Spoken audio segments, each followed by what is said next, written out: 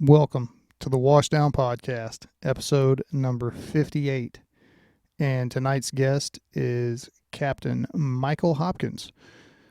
Mike and I went through the academy together. He spent 4 years in the U.S. Army before that, and he has spent the last 4 years as a captain in the fire service. He holds multiple certifications and a BS in fire science, and he's here tonight to talk about leadership, and we touch on a little bit of mental health stuff and just generally have a really great conversation. I hope everyone enjoys it. So here's episode number 58 of the Washdown podcast with special guest Captain Michael Hopkins. Plug it in every time. I forget a lot of times. Whenever he's sitting over there, you can't see him. What are you trying to say? He blends in with the background, or you know, whatever. Take it how you want. I wear bright colored clothing to make up for it. Oh, yeah. Well, that's what you get for sticking me behind the camera so much. And then when you bring me out, you're like, oh shit, we got to make adjustments. Hey, man. Lighting and makeup, get over here. You know, adapt and overcome. That's it. Yeah, our makeup people are. Let's just say that they're not top of the line. We're working with what we got. Budget cuts. Due to recent budget cuts. It's the Great Resignation. They decided they didn't want that intern job anymore. Can't get anybody to come to work. Told you to stop getting high schoolers. Well, they're not reliable. You know. Wait a minute. You're talking about reliable? What the fuck? What? Watch your I'm language. Just saying. Watch your language. We're supposed to start like 6 o'clock, and you come rolling in at 6:15. 6:05ish. It was a little later than that. And that was because I ate shit in my driveway and I had to go change my clothes. Because I couldn't get the snow out of my ass crack. Jeez. Well, hey, Mike, thanks for coming on the show. Today's topic, snow in the ass crack. I didn't want to bring it up, but since you fucking brought it up, now we got to talk about it. Hey, man, it's that, the major winter storm that we had yesterday. Oh, yeah. Snowmageddon. Yeah, Snowmageddon. That was less snow than what we had, what was it, a month ago when it snowed? Yeah. I was really hoping for that, 18 inches or whatever shit they were saying. Yeah. Sedalia got it. Yeah, it missed us quite a bit. Yeah. So the old Tonganoxie split hitting us again with snow. Yep. Dude, hey, I'm not complaining. It took me maybe 30 minutes today to get my driveway cleaned off. You know what's funny? You know what I did the day before we got all the snow? What's that? Went on a 4-hour ride on the bike.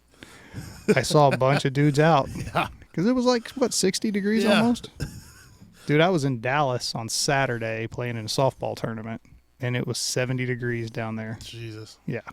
Now, when the sun went down, it got cold as shit. So I rode all the way to Warsaw, and had a good time, and stopped at Jaeger's Harley Davidson on the way home, which I was like, I'm just gonna run in there real quick because I'm starting to lose the sun when we get home. Well, I bullshitted around for too long. I got on the bike and it dropped 10 degrees in half an hour. It was not fun on the way home. Yeah. Dude, I just have the standing rule, man. Once it snows that first time, my bike's not going anywhere until we get a good rain in the spring. Wash all that salt and all that crap off the road. You pansy. I'm sorry, I don't want a rusty motorcycle. Sue me. Or a busted head. Yeah. I can only get smarter. I saw some jerk off after the last time it snowed coming right up here on the street turning into the neighborhood. There was still ice on the road, and he's just motoring along on a sport bike. And I'm like, dedication. Right. Well, I'm like, job security. I'll never forget. I think, was it you? I was on your old rig up north when we had those. There was a rut that night, and we ran all those Carver's deers along the 152. You remember that? Were you up there? That you might have been gone. No, you were still there. I might have been off. You might have been off. We ran this wreck. Carver's deer. Okay, whatever. Leave. PD stays there on scene, and some poor guy on a motorcycle is just parked in traffic, just waiting, because everybody's merging. Yeah. Some car just rear ends the piss out of him on his bike. he was so. Oh, was it the dude that had the brand new, just drove from the dealership on a brand new CVO? Yes. Yeah, like a $40,000 bike. I mean, literally driving it home from the dealership. He was as nice as can be too. Like his pelvis was crushed. Yes, I was there that night. He was just like, "Oh, just okay, just cut it off." Yeah. I'm like, bro. Oh, Welcome, sir. Thank you for coming. You're welcome. Glad to have you. Thanks for having me. so let's get started. Let's kind of go from the, I guess, beginning. Give some people some background. So we met in the academy. We went to the academy together. No shit. Yeah, We did. You didn't know that? No, I did not know that. Yeah. Yeah. Me, him, Nelson. Yeah. I'll be damned. Elliot, Paul. Paul. Yeah. I mean, yeah, there were a bunch Barney. of us. Yeah, Barney. Shield. Yeah. I'll be damned. There's not a lot of us left. No. We've lost a lot of our class. Well, no, and I just I think of you guys here and then Jeremy and Chris down here. It's just hard to think you guys are in the same class. Burn. We actually did landscaping and shit Yeah. together. Played a little music together. Did he complain and bitch the whole time during those things too? Never once. I think it's you. Varsity move, Mike. Varsity move. I'm going back behind the camera. What did you think you were just gonna Yes, I thought I did because I didn't know you two were in it together.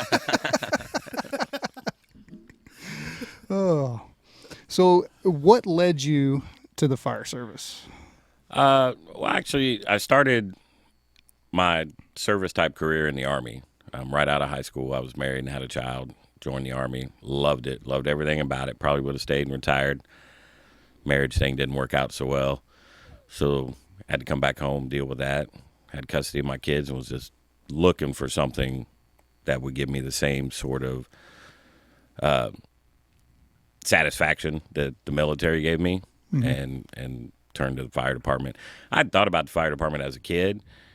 Circumstances just led me to the military. So when it was time to look for a career outside of the military, fire department was where it was at. So that's kind of where my background started. And so pretty much all my adult life I've served in some form or fashion, either in the military or then with the fire department. A little break in between, but Yeah. so that's what brought me to the fire department, was just looking for that camaraderie that you get in the military, that brotherhood, sisterhood, everybody's got your back kind of situation. I really enjoyed that in the military, and I thought this job would give it, and it does. So it's worked out well. Yeah. That seems to be kind of a common thing. There are a lot of people that come into this career field and they're looking for that type of thing, whether they're, former athletes or whatever. They want that team community type thing. Yeah. You know what I'm trying to say. Yep. Can't say brotherhood because it's 2022.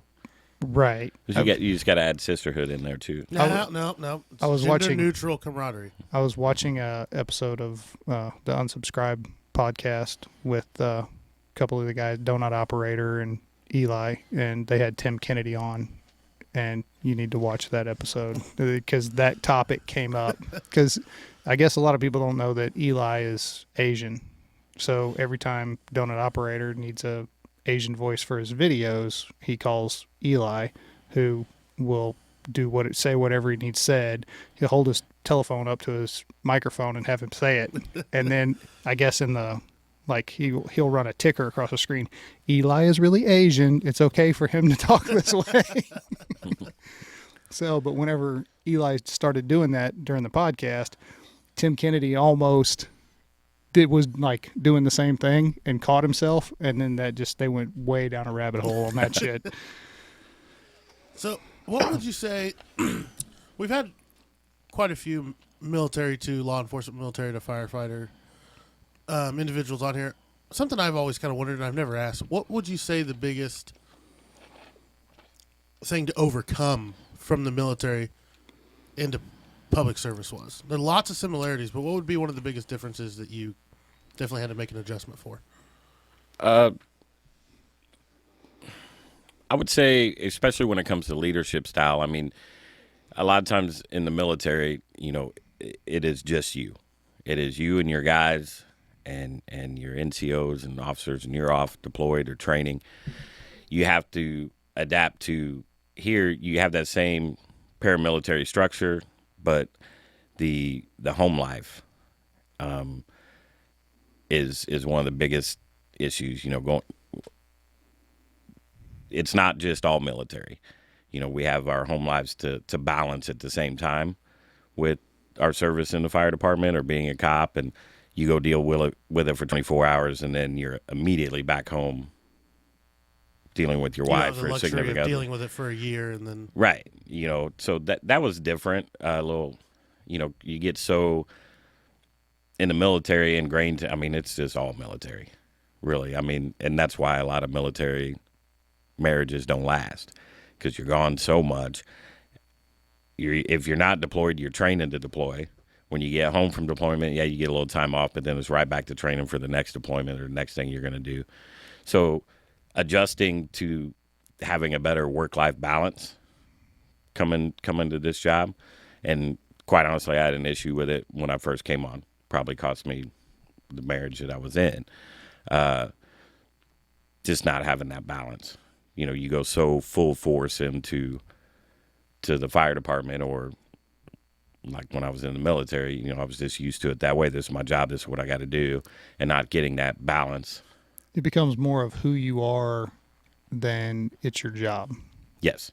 It's an identity thing. Yeah, you identify with it, and everything's about it, and then just trying to find that work-life balance, and include your significant others in it, so that they understand what's going on. You are a captain now, and you have a fairly young crew for the most part. How do you instill that, or what do you do? How do you talk to them about that? What are some of the big points you want to hit for younger crews? Younger guys when they're starting families, they're new to this job. How do you reemphasize that to them? Just try to encourage them, like when keep their spouses involved. Talk to them about what's going on, whether it's good or bad. You have a bad day, you run a bad call. I made a few mistakes early on, keeping that kind of stuff to myself, and then it festers. So to get that balance with your wife, to get buy-in from your spouse, is to, take them to the retirement parties, bring them to the functions. If the guys are getting together, get the wives together, truly treat it like a family, and get your better half involved with it. And then it's easier for them to understand. It's easier for them to help you cope with stuff when it's, something happens, you get in the mood or whatever. They can understand it better, in my opinion. So I try and reinforce that with the guys when we go do stuff. We try and plan stuff together, watching a football game, going out to dinner, whatever. And it's not always just us. It's not like, hey, just the guys. Typically, especially now as a captain, if I invite my crew to come do something, they automatically know their wives are more than welcome to come. So we try and keep everybody involved that way. So, and it kind of sounds like, too, and talking with you, and then obviously I know some of your guys, you've really kind of emphasized that family atmosphere, especially with not only just leading them on fires, leading them on calls, leading them around the station, but being that leader outside and setting up the events for them to come to and continue to form that family and that camaraderie. Yeah, and we don't do a ton of it, because, our wives have plans for us. We don't get to make all the plans. But, yeah, if we're going to if I'm going to set something up to do it, it's always a plus one, or even family functions. Some of it's not feasible because a lot of the guys' kids are very young. So the bar ain't the best. Yeah, I have the luxury that all of my kids are grown, but most of my guys now are still dealing with with babies and stuff, so that's a little different. But yeah, we try and do things together and reinforce that that it's an all for one thing, and keep the wives involved. And my wife's very involved. She reaches out to the other wives when we have these, and when we do get together, and it's always like, hey, if you need something, you know, I've been doing this a long time because we've been married now, or we've been together now 14 years, married 6. So for a lot of my fire department career, she's been here. So, you know, she understands the ups and downs and what the job requires. So she's always available to the spouses as well, and she makes that known. And it's like, hey, call me if you got questions bothering you. If you need my husband to make him do push-ups, just give me a holler. See, that's smart, though. You bring the wife in, let her organize it. That way, all the wives are for it. Because they're like, oh, well, Michael's wife set this up. Yeah. Smart. But it is. You just got to find the balance. You know, the tactic stuff's easy. You know, most of the guys want to learn tactics and all of that kind of stuff. It's getting them really young and getting them adapted to the career, the lifestyle. Because this is a lifestyle. This isn't a 9 to 5. This isn't check out at 5. I don't have to, you know, on Friday, I don't have to worry about it again. It's a 24/7 lifestyle type of career. And that being said, you still got to find that balance. So, we are friends, unfortunately, for you. I'm sorry. You and I have had the conversation before that, you know, I am, and I've had it with your driver too, that I am a fan of your leadership style. We have talked about leadership on this podcast with some who I can consider mentors, friends, people's opinions that I very much value. One of the things I like about your style is I believe that you embrace servant leadership. That is something 100%. I've always felt is very important for the growth and development of the fire service in general. We can't have the quote-unquote red asses anymore, or that old style. I believe servant leadership is very important throughout all ranks of the fire department. What are some of the hurdles you've found, or difficulties, or ways of adjusting your style of leadership in a career, not just this department, but in a career that is still slow to adjust to that? Quite honestly, you get more pushback from guys with my time or more. The younger kids gravitate to it. But it's when I was in the Army, I ended up a sergeant, squad leader, all that kind of stuff, team leaders. But I had NCOs that were the red asses, that were the, you know, finger in your face, right up on you. And then I had ones that were not. And the ones that were not, it wasn't because they were pushovers. It was because they just had a different style, more of that servant leadership style. And what I found was most of the guys would run through a brick wall for them. They didn't have to yell. They didn't have to scream. They didn't have to be in your face to get you to do something. You wanted to do it because they took care of you, so you wanted to take care of them. And that's not to say that somebody who's a red ass doesn't care about his people and isn't taking care of them. He just has a different style at it. And there is a time and place for it, in my opinion. It's just not a style that I use on a day-to-day basis. You know, my guys understand that there are times when I'm going to say, do this, and there's no questions asked. You just do it. We can talk about it later. But so I think the biggest hurdle that you get more so is from the older guys who grew up in that style. I mean, I grew up in a you know, more of a red ass society. You do what I say, not what I'm doing. You know, parents were that way, teachers were that way, coaches were that way. I went in the military. A good portion of your leaders in the military, at least at the time when I was in, were that way.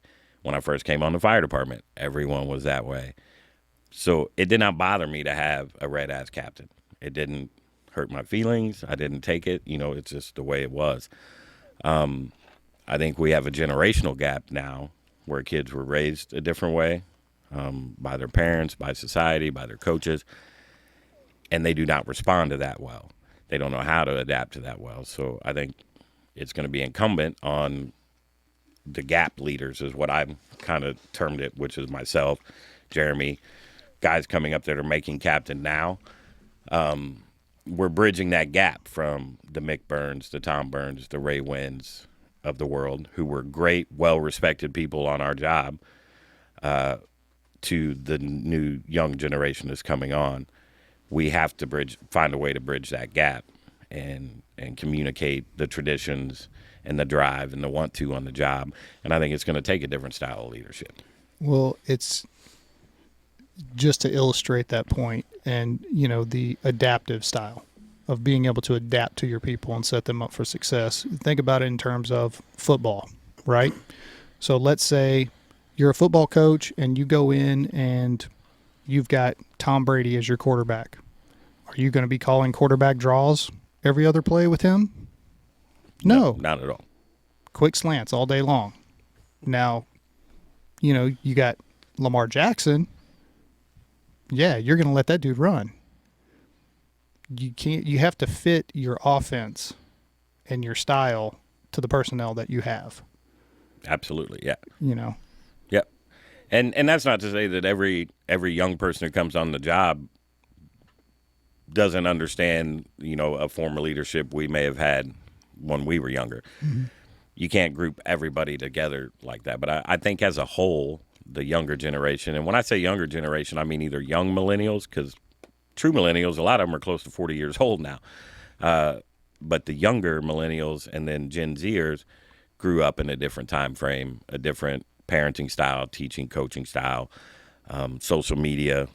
They don't have a lot of the same interpersonal skills because everything they've done is on a phone. They send texts. They can swipe right for dates. They don't even really have to communicate that well with one another as kids growing up. Yeah. Then you drop them into the fire service. Where communication is key. Yeah. But we communicate sometimes in very harsh fashions, even when we're just playing around, and it's a shock to the system. When I came on, they would tell you, hey, first thing you do, go to the station, you go introduce yourself to everyone. You look them in the eye, shake your hand, I'm so-and-so, blah, blah, blah, blah. If you want to learn something, you go ask them for help. They're not going to come to you, you go to them. Okay, I had no issue with that. That's how I grew up. But now we're dealing with a generation coming on the job who doesn't have those social skills. All their social skills have been done through text messaging, social media. The walking up, looking someone in the eye, and asking for help isn't in their vocabulary. It's not their fault. It's the way they were raised. So as that bridge the gap kind of leader, I have to adjust to that. And not only do I need to teach them fire department stuff, I've got to teach them those skills too. And that's an adaptability that I think new captains and moving forward, and even, the informal leaders, the drivers, the senior firefighters have to realize. Because you'll hear a lot of guys say, "Oh, these young kids just don't care. They don't know. They don't have the same passion." I think they do. They just don't know how to express it. And they instead of waiting for them to come to us, we're going to have to adapt and go to them. Well, and the bottom line is probably the old guys when we came on said the same thing about us. Oh, yeah. Every generation says the generation behind them was not garbage. As good. Yeah. Not as good. We just took it better, I think, because we grew up with it at home as well. Your dad say, do something. You went and did it. Yeah. Or if you did say why, say, because I said so. You'd be like, okay, good enough. The younger generation is a wide generation because they have information at their fingertips. I think technology is the big thing that does separate, I guess you could say, my generation from the previous ones. I mean, if you look at 40s, 50s, 60s, 70s, 80s, 90s, technology, by the way we communicate, for the most part, stayed the same. And then you get to the 2000s and everything became so much more instantaneous. And so, yes, it does take away those interpersonal communication skills, like you say. So not only, yes, there's some of this generation is just softer, blah, blah, blah. We truly have, I guess you could, I don't want to say communication crisis, but there's a gap huge there. communication gap that we there just is a did gap. not have before. And it's, you make that point, but it is incumbent on us, since we're in positions of leadership, to make them understand that it's not always the time to ask a question. Right. Like you said, there will be times whenever I say, do this, and I'll explain it to you afterwards. But you almost have to explain it to them beforehand that there are going to be situations like that. Yeah, you do. So, because if not, then that situation is going to arise, and you're going to say, do this, and they're going to go, why? And then something's going to fall on their head. Right. Yeah. So that's the key to it, is it's a never-ending process. It's not, hey, we trained on Monday, we'll train again next Monday. And when I say train, doesn't necessarily mean, hey, let's drag it all out and get physical with it. A lot of times it's just sitting around and talking about situations, and it may be fire stuff, it may be medical stuff, it may be talking about somebody's home life. You know, I'll sit and listen to somebody talking about having an argument with their wife and let them get it all out and then be like, okay, but did you ask her why she was mad? You know, and we're talking about kids that are in their early 20s. And that's easy to forget, too, because they're married, they have children. So you're just like, well, they're just adults. Well, they're 20. Yeah. Their brains aren't fully formed yet.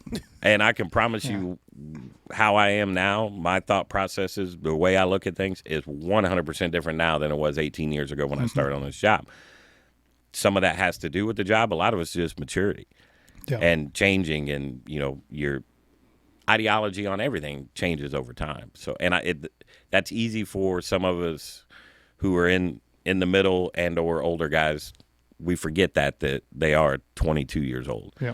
So, you know, sometimes it's just sitting around, you hear them talking, and then, you know, they're all fired up about something. You're like, well, did you ask her why she said that, or why she felt that way? Did you ask her why she felt that way? No. Well, why don't you try that? Yeah. And then they'll come back the next day and be like, well, I asked her, and she told me, and yeah, it was my fault. I'll be like, you know, a lot of it's communication. Yeah. Communication is a big thing, and I was just talking about my guys with it last day. It's like, we got to communicate better. Yeah. I have learned as much, if not more, sitting around the kitchen table at a fire station talking about and listening to older, more experienced guys talk about calls and things they've seen and things they've done than any formal training that I've ever done. Yeah, I'm big on table talks and just BS after dinner discussions. Matter of fact, one of the things I do to keep the guys involved and let them kind of own the company a little bit, and which I think builds their pride in it, is they come up with the tactical training. I mean, I can go in and tell them what I want. You know, here's the point we're going to. Mm-hmm. Here's your left side parameter. Here's your right side parameter. Now, you guys figure out a way we're going to get there, and we'll go out and train on it. Here's how I would do it. If that works, well, great. I know it works because that's how I do it. But I'm not afraid to let them, you know, go watch a video, go read a book, and come back and be like, hey, can we go? I saw a guy, you know, do a hose stretch this way. Can we go try it? I may immediately know it's not going to work for us, but we'll go try it, because if nothing else, we'll learn that it doesn't work for us. Yeah. Well, and you're, like you said, you're giving them ownership. Yeah. You're giving them the ability to solve problems and think for themselves. Yeah, and that's my goal. Yeah. You cannot be a robot in this profession. You can't. You have to be a problem solver. And you have to be a problem solver at every level. Just like you have to be a leader at every level. You know, we need those, like you said, informal leaders at senior firefighters, drivers, captains, battalions. Yep. You know, you go all the way up the chain. But, you know, I had a captain come in. You know, he was going to be the new captain at the station. He comes in, sits everybody down, and he goes, look, this is how I run things. It's old school. He goes, points at me because I'm the senior firefighter. He goes, if you two have an issue, you go to him. If he can't solve it, he goes to the driver. If the driver can't solve it, then he comes to me. He goes, we're all leaders. Yeah. So, you know, that's my goal. As soon as I became a captain, you know, obviously you float for a little while and you don't have your own crew. But when I got back home and got my own crew, you know, my goal is to turn every one of them. I'm training them to take my job.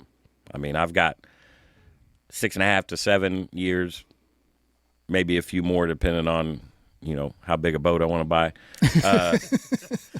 You got to get that next promotion, Mike. So my goal is to get every one of them to a position where they can take my job and the job beyond mine, if that's what they want. I have no fear passing on anything and everything I know and trying to teach them to be leaders and not to just replicate what I do. Because, you know, I got guys on my crew that are black and white guys. You know, there's no gray area. Give me a job, and it's, you know, that's good sometimes, but that can be bad. So I got to not break them, but adjust them to my style of leadership, the adaptability of it.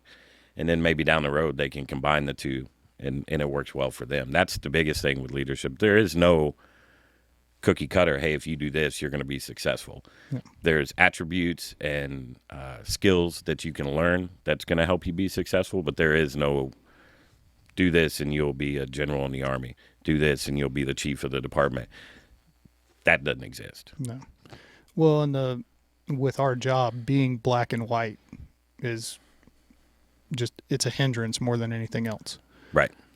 Because if you are only looking at a problem one of two ways, it's not going to get solved. You have to be able to think outside the box. Yeah. And to be able to lead, you got to think even wider outside the box. And do it quickly. Yeah. Yeah. Well, and when I say, I've got a guy that I think's a black and white kind of guy, maybe that's not a better term. He likes more structure. He would rather me say, here's what we're going to do. Here's how we're going to do it. We're going to do it this way every time. Right. And then his world would be, thank you. Have you explained to him that we don't ever run the same call twice? Right. And that's where we're going. He's very young, and then that's going to be my goal for this year is just. But you know what? He may never be 100% into that, but he'll be comfortable with it by the time I'm done with it. You know what, though? That's a lot of the younger generation, and I'm like that myself. I very much like structure. A schedule. I like a schedule. I like to get up at the same time. I like to do, my day is, keep my day very ordered. It doesn't bother me so much now if I get off schedule or whatever, but that's just kind of how my brain works. Yeah. But yeah, it definitely can be a hindrance. But that's a skill to be able to adapt, to have one, just knowing that about yourself, that, hey, I like a schedule. I like to know at 8 I'm doing this, at 9 I'm doing that, this afternoon I'm doing that, and then the time is mine. Yeah. And then when something gets thrown in there and you get off whack, understanding you're that type of person and over the years learning to adapt to it, that is a skill. And, you got to teach that sometimes to the younger generation that, hey, it's okay if we get off whack. Something goes awry. But yeah, I can see it like in his face. He'll come ask a tactical question. Well, what would you do on this, or would you always do this, or whatever? And I may give him multiple answers to the question, and I can just see in his face that he's like, that's not what I wanted to know. And I'm like, well, but that's how it is. It's a fluid, adaptable situation. So if I saw this, we would do this. If I saw that, we would do that. I may do it this way on this house, and on the next house I may do it this way because that's just how it rolled in my head at that moment. Both ways being sound tactics to do it, but I can't tell you this is. And I tell the guys all the time, I rarely use the words always or never. Yeah. I'll say we'll do this most times, or most likely we'll do this, but I never say we will always do something this way, or I always want it done like that. Because then the first time, Then I have to tell them all the time when I want to do something different, and it does throw them off their game if I shift gears. If it's like, well, we always grab this and we always do that, and then he turn, even if it's that half-second pause, I'm going, what? Yeah, I don't want that. Well, yeah, and I've worked for captains like that are like, on a car wreck, you're going to grab this and this and this, and okay, well, I've got all this stuff, and all of it is useless because the scenario that we are faced with doesn't include any of this shit. So I think you have to give your people a little bit of freedom to think for themselves and set them up for success, though, of them being able to recognize stuff. And then, at the same time, you're still in charge. And if you need to say, hey, go grab this or go grab, Yeah, and they understand that. And then again, like I said, that just boils back to the communication when you're talking about it. You say, we'll throw out ideas. Ultimately, it's my decision on everything, even if we're just kicking around ideas on, whether we want to use smoothbore or a combination nozzle, which is a whole nother topic that could be gone down. And, which side of that do you land on, Mike? I fall on the smoothbore side, but I tell my guys all the time, hey, it's the third one, pull it. That's what I want. But if you happen to grab the combination nozzle, I'm not going to lose my shit at the door. I've put out a lot of fire with a combination nozzle. I just like a smoothbore. So if we can grab that, 90% of the time, we're going to be good. Yeah. If you grab the other one, I'm not going to lose my mind and be like, what were you thinking? Where's smoothbore? Water comes out of the end of both of them. So, I fall on the other side of that. I prefer the combination.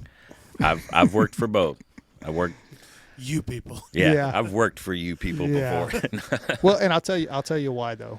So my very first fire I ever had riding out, whenever I was a firefighter riding out as captain, we had an apartment fire that was on fucking whoop ass, and grabbed the apartment line off the back. The firefighter did.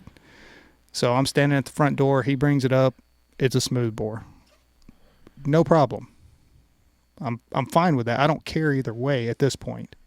He opens the line, and it doesn't seem like it's quite getting the pressure. Well, it was up 3 flights of stairs and was kinked in several places. Yeah. And we were fucked that whole time. And then we went into the fire because it did straighten out and we got pressure. So we opened the door, go in the apartment, and immediately lost pressure again. And I'm like, oh shit. Well, then the truck guys come in and I'm like, don't pull that ceiling. Don't pull that ceiling. We just lost the line. They pulled the ceiling. So me being the tallest guy in the room. Your head got hot. Yeah. Well, I'm now standing in fire up to here. So, yeah, it was an uncomfortable situation. Yeah. And that happened. That's in my opinion, that's a stretch issue and a pump issue, not a nozzle issue. But the reason I like it and we're successful with it is because we train on it and we drill on it and we understand where we need to pump it on our rigs with our line. See, and in that situation, it was you have a firefighter riding out as captain, a firefighter on overtime who's not normally on that rig, a driver who just got designated as driver who has never been on a pumper his whole career. Right. You know, which he did a fine job. So there was a whole bunch There was a whole bunch of, it was everything that could have been a bad indicator was right there. Yeah. But that's like anything on our job, whether it's a tool or a nozzle or a tactic. You can walk into a room and say, hey, I like to do this. And half the room's going to say, yeah. And the other half's going to say, you're an idiot. And then you can train and show them. And they may be like, oh, okay, well, now I get what you're saying. I buy it. We've never done it that way. Yeah. So, yeah, what you're doing makes more sense. So that's, I don't care whether it's combination nozzle, smoothbore nozzle, whether what's your search technique, whatever it is. Yeah. You're going to get half the room that likes it one way and half the room likes it the other. Everybody's a squirrel to somebody. That's right. Some of us more than others. It's funny to talk about like half the room because there was it just showed up on my timeline the other day. It was a video Chris Russell posted of a first in fire on B shift. I think they're on like Montgall or something. 35s didn't. Great knockdown. I mean, fire was kicking out of this thing. Within a minute they had it knocked down. They were going in. Great. And like, the video kind of went viral. It was shared all over the place. People were like, hell yeah. And some people were like, we're still bitching about it. And I'm like, you motherfuckers. Yeah. Like, well, why didn't they do this? How'd they do that? Why didn't they go in there? Nobody went around the right side. Nobody looked at it doesn't. Yeah, you can see it all the time. So my answer to that, to anybody out there is it doesn't matter what anybody else says. You and your crew do you. Just whatever you're going to do, train on it and be good at it. Whether it's smooth bore, then you need to train on it. Your driver needs to know how to pump it. Your guys need to know how to lay it out. A rat's nest at the front door with any line's bad, but it's really bad with a smooth bore. And the new pumps don't allow you to just the new pumpers, or I shouldn't say new ones, the pumpers we have now as opposed to the old ones, don't allow you to really throttle up and blow those kinks out in an instant like the old ones do. So your stretch with a smooth bore is very important. It's because a kink will get you. Cause you to have a bad day. Yeah. But you just got to pump it a little higher than what you would think. Everybody's like, well, I got 4 sections and a smooth bore 50. I'm just going to pump it at 90 or 100. Yeah, you're screwed right from the jump. If you're going by the book numbers, you're in the wrong. You don't want to use smooth bore. You got to pump them at least 140 plus. Something he said that I haven't heard a captain say before. Doesn't mean I don't think it. Just means I haven't heard it. He was talking about his firefighter that was very kind of structured in his thinking and thought process. And he said, that's my goal for the year is to kind of correct that. And so often, it's not only in our department, but throughout the job as a whole, you hear the captain is, I'm going to build a crew that works well for me, and so I don't have to be a captain. Mm-hmm. There's nothing wrong with that, I guess, but it seems rare anymore to hear a captain say, this is how I want to develop my crew, and here are the timeline goals that I'm going to do it with. It's kind of cool to hear that. Yeah. Well, and I think so. Maybe whenever guys get to that point in their career, I'm not saying they've checked out, but they feel like they've made it, and it's like, well, I've done all this work. I've got to this spot. I can retire here here. Yeah. And, I want to put a bunch of guys around me, or a bunch of firefighters, guys, girls, whatever you want to say, a bunch of people around me that I can trust, that know their job, that, we're good to go. And we're going to be the shining star of our district or of our city or wherever. I think that's kind of lazy, because my feeling on it is it's incumbent on us, not only as captains, but senior firefighters, drivers. We have to train the next generation. Because if we don't, like you said, you're training them to take your job. Right. You're training them to take my job. Once we're gone, somebody still has to do the job.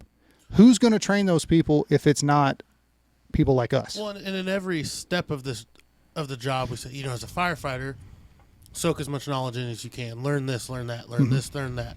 So much stuff to learn. As a senior firefighter, you still need to be learning, and here's some more responsibility. As a driver, a lot of the way our job is at least structured is a lot of the knowledge of a driver you should have already, and now you're just kind of fine-tuning it. But then as a captain, we don't have a development plan. We say, hey, you're a captain. You're in charge. But we don't say, here's how you develop. No, it's interesting. Oh, yeah. And we can go down the rabbit hole after we turn the camera off on that one.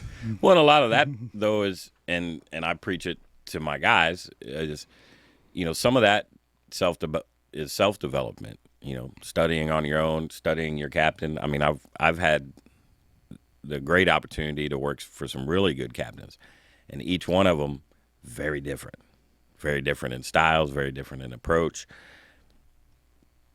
Not saying everything they did was 100% great, but there was good things from each one of them. And over my time, and then going all the way back to my military days, taking parts of them and then kind of combining them together and trying to develop my own style, my own leadership style, kind of combining the best of the traits of some really good people that I've worked for. And I preach that to my guys is, if you read a book or you go to a class, you go to a seminar, you go to some training, it's not going to be 100% like you're going to walk out there and be like, that was the greatest thing I've ever seen. But there's going to be something in it that you can take out of it. Take that. Take it out. Put it in the back of your head. Put it in your lunchbox for later. And actually, I think you'll find that more with the videos and the training or whatever. You'll find a lot of it. You're like, that. I don't agree with that at all. But there will be parts of it that you'll be like, now that makes sense. When that triggers in your brain, that makes sense. That's what you want to grab and hold on to. Save it for later. Package it up with a million other of those that make sense deals, and then develop your leadership style.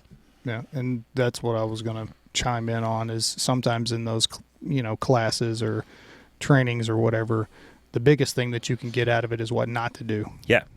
I tell my guys all the time, you want to watch a video, you want to go out, oh, we saw this video on this training, and I never say no. I tell them, hey, at a bare minimum, we'll learn it doesn't work for us. If we'll get something out of the training, and that may be what we get out of it is like, this doesn't work for us.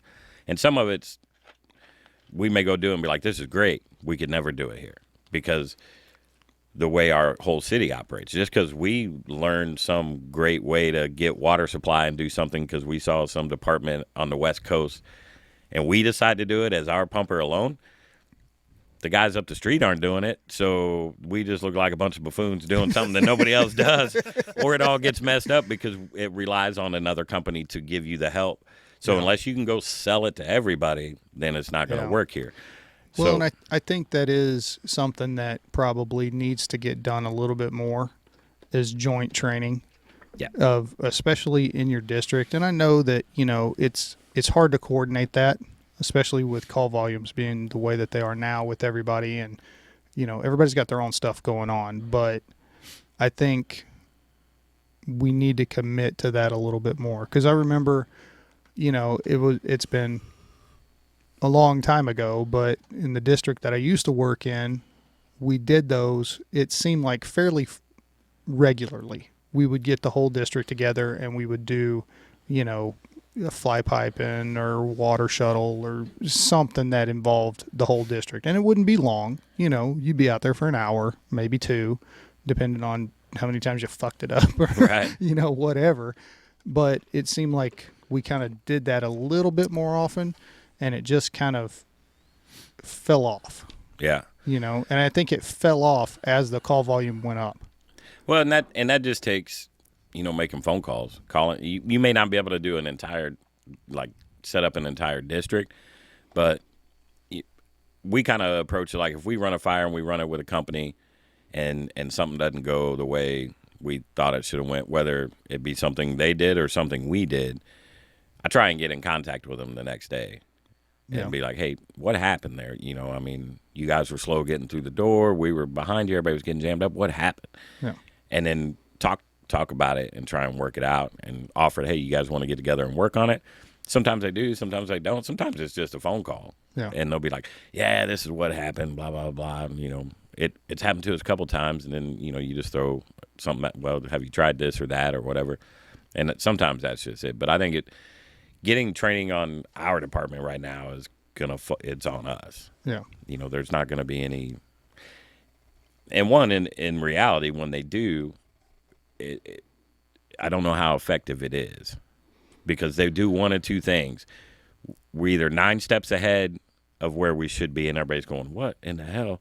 We needed 4 hours of classroom before we come out here and did this. Yeah. Or it's so basic, we're out there going, really? We're doing this again? Yeah. Because it's such a large scale, and everyone's skill levels and practice levels at it are so different. Yeah. That you bring this group in and they're like, really, this is what we're doing. And then the other guys are way behind when they come in. And then if they try and make it more difficult, more realistic, you got guys going, this is insane. I don't even know what we're doing in here. Yeah. And but that's the problem with having such a huge department. yeah. We are a large department, and I was actually rewatching the episode that we did with Dana Johnson. Mm-hmm. And because she's a police officer, and we were kind of talking about the training, theirs and ours, and how things work and stuff like that. And I was explaining to her how, we'll do take last training or whatever. We get this building. Well, we've got this building for 3 days. Yeah. You've got to get everybody on a shift through in a single day. Yeah. It's almost impossible to do that. And it's like you show up, you get one time through, and then, okay, see ya. You're done. Because we got to get the next group And through. you better know what you're doing and how it's going when you get here. Yeah. And yes, there are some companies whose sole responsibility that drill falls on, and they should know it, but there's a bunch of us, on pumpers and stuff that, while we should be familiar with the last, because if we're the 8th company in on some big incident, we may be told to be writ, and you should be knowledgeable of it. It's not something we do every day. And yeah, that happens to us a lot. Hey, we acquired this structure and we're going to do XYZ training. Oh, cool. How long we got it for? We got it for the week. Okay. So we're going to get all 3 shifts through and makeup days done this week. Yeah. For guys who may be off on Monday, we'll catch them on Thursday. Yeah. Okay. Well, this is going to end up being a total waste of our time. But that falls on, each company and captains and leaders to, come up with your own stuff and drill. And that's, I'm telling you, the biggest way to get buy-in on training is to get the guys to do it. They want to learn. At least all my guys that I have right now, and they're younger, and that helps. They're like sponges. They want to learn stuff. So I tell them, you go find it, we'll do it. You got a topic, come up with a topic, but guess what? You're going to teach it. You're going to put it together. Because one, I think you learn it better when you're teaching it. If you're teaching somebody to do something, you drill it into your own head trying to teach it, and you get more comfortable with it. I help them with it. I'll get the resources for them, be a resource for them, find a prop, do whatever we need to do to help them put their training together. But I would say 70% of any drill or table talk that we do, they come up with and put it together. See, and I think that's great. And they come to me all, I'm off injured right now. I was gone for 2 weeks waiting to go on modified, and was using sick leave and stuff, and had guys covering shifts. I come back in like the first day I walk in, they're all coming, hey, we did it, what about that? We went, and I'm like, whoa, calm down. So even when I'm gone, I'm not even there, which would be like the time to kick back in the chair and play the video games and do whatever. Yeah. The 2 weeks that I was gone, they're making lists of shit they want to do. And, so... Yeah, well, I don't know. Problem to have. I don't know what I'm doing, but it's working. And it's not just one. It's not like one guy comes to me all the time. It's they all come up with different stuff. So yeah, all the way my 20-year driver comes up with stuff. So well, it kind of sounds like you've created a culture there, or fostered a culture there that they feel comfortable doing that. Yeah, absolutely. And, they take pride in their station, their job. And the uniform. What I've noticed about his station in particular too is that culture is yes amongst his crew, but I've noticed it bled over to other companies in the station as well, and that's what I think speaks even higher volumes. Is that like it is setting the example of like, oh, hey, look what they're doing over there. That works. I think the other crew in our station had that amongst themselves already. I think over the last year, we've meshed the two together pretty well. I think they had their own thing going pretty well from the get-go, but in the last year we've gotten better at working across the floor with one another. Well, sure. That's definitely something that also needs to be addressed too, because how many single-engine houses are there left in our city? Very few. Most of them have a pumper in a truck or a pumper in a rescue or at least a pumper in an ambulance. Right. So you're having to work with multiple people and figure stuff out. And especially if you're at that, you're the pumper captain and you got a truck captain there with you, you guys need to be on the same page. Yeah. Because, and I can tell you from experience that if you got, the truck captain and, you guys are going out drilling all the time, and the pumper is just sitting on their fat ass, it breeds resentment in between the two crews. It does, for sure. Yeah, you got to kind of work together. We're in the house with the rescues, and they're all rescued up, and so they go do it a lot. They fold their cape just like everybody else. So we'll go train with them. We may not stay out as long as they do, but their captain will be like, hey, we got this house. We're going to go do this, that, and what have you on. I'm like, we're in. Let's go do it. We go do it. They teach my guys truck stuff, roof stuff, forcing doors, searching, doing whatever. We, stretch lines with their guys and go over smoothbore versus combo and all that kind of good stuff with them. We hang out an hour or two, and then we pack up and go. If they stay for 8 hours, that's on them. But we get out together and do stuff together, so... like I said, I think that's very important. But we'll go do stuff on our own too. But like I said, about 60 to 70% of what we decide we want to go train on or drill on, the guys come up with on their own. When I first got back and I had some changeover on the crew, a couple guys left, a couple new guys come in, new driver. My first driver, the driver that was there when I was a firefighter, got promoted to captain, so I got a new driver. So it's all pretty much a new crew. We did some table talks, typed some stuff up. Hey, this, pumper ops, size ups, customer service, all kinds of different stuff, 4 or 5 different things, and laid out, this is kind of what I expect. Mm-hmm. These are my expectations. This is my end goal, where we want to be. And then I leave the rest of it up to them. Well, and I think that's that thing that you said, customer service. I think that's something that a lot of people, and maybe not a lot of people, maybe that's just my perception, but it gets overlooked. It does. It falls far down on the list, or at least it has here probably the last 8-9 years. Yeah. So, because, we got to remember, these people that we're running these calls on, they're our taxpayers. They're citizens of our city. Our job is they call 911, we got to show up. Yep. Even if it's a stupid reason that they called, we're still going to show up. And it costs us nothing to be pleasant and professional. Right. And, inform them if they need to be informed that, hey, this isn't something you call 911 for, give them resources, whatever it may be. Right. And I don't really think that's going above and beyond our job. I think it just makes our job easier in the long run, and it keeps our public profile in the positive. because, we tend to forget because we run a bunch of calls and all this and all that, and we see a bunch of different people. That one time that you ran that person, that may be the only time that person has ever interacted with a firefighter. Yeah, for sure. And their one interaction could be of you being a total jackass because they called at 2 a.m. because their smoke alarm was going off. Right. And what are they going to tell all their friends? Those firemen are jerks. Yeah, they showed up here and they were really mean. Yeah. And I tell my guys, and we talk about it, and in our little customer service class we had, you brought up smoke alarm 2 o'clock in the morning. So I used to get frustrated with that, and I've worked at my station for a long time in Midtown. And you get those calls 2 o'clock in the morning, and you show up and you're like, how can we help you? Oh, my smoke detector's chirping. Oh, okay, probably needs a battery. You guys been doing it for like a week, and you're like, it's 2 a.m. and it's been doing it for a week, and you just called, and you're frustrated about it.